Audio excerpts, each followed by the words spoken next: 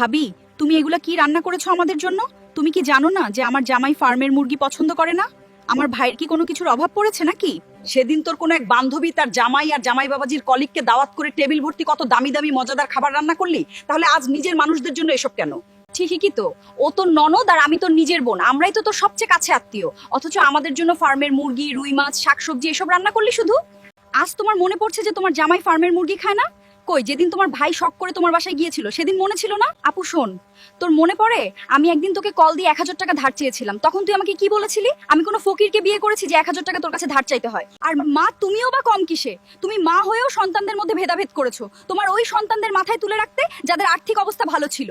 আমরা যখন কষ্টে ছিলাম তখন তোমরা আপন মানুষ হয়েও যা ব্যবহার করেছো আমাদের সাথে, এরপরেও যে তোমাদের সাথে আমরা সম্পর্ক রেখেছি এটাই অনেক মনে করি। আর আজ যদি দূরের মানুষ বলছো না, আমাদের দুঃসময় তারাই কেবল পাশে ছিল, তাই এখন আমাদের সুসময় আমরা তাদেরকেই বেশি প্রাধান্য দিব। এই সত্যিটা কি তোমরা ভুলে গেছো আজ?